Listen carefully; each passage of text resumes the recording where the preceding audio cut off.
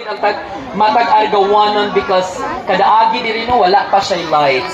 This tree stands not just a centerpiece of our celebration, but as a powerful symbol of hope, joy, and unity. Just like our Christmas ID station, ang pangandoy sa Pasko sa matag argawanon. Its lights remind us of the enduring spirit of Christmas that shines brightly in each of us, even during life's darkest moments. Adding a distinct of argawanon touch, our tree is adorned with beautiful flowers that reflect the natural beauty of our gold for abundance are woven into every detail of this magnificent tree. Together, they symbolize our shared aspirations for a joyous, peaceful, and meaningful holiday season. And at the top of that tree, the stars shine brightly, reminding us of the very first Christmas in our community. So now, let us all witness this momentous occasion, ladies and gentlemen, as we light up the Argawanon Christmas tree, a shining embodiment to our shared joy and festive spirit. I would like to call in our honorable vice. Argawanon, let the lighting begin in 10, 9, 8, 7, 6, 5, 4, 3, 2, 1. Merry Christmas, Arga!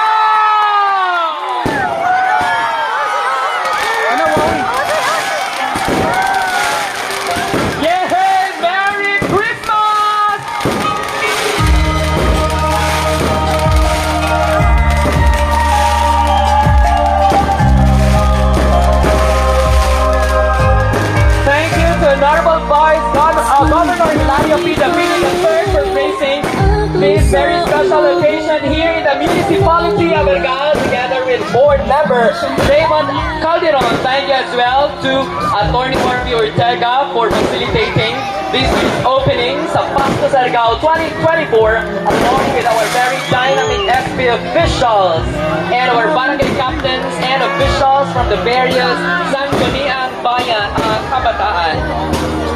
Let's have photo opportunity in front sa Christmas tree, the lighted Christmas tree. Sir De La Cruz, together with Honorable Vice Governor Attorney Orphy, we have board member Raymond Calderon. Can we have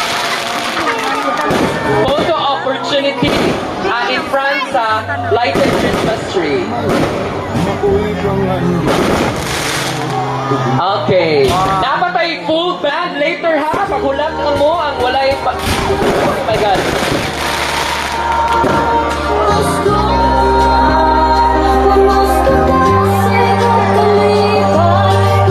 Okay. Picture with our VIP guests in front of the Christmas tree. Okay.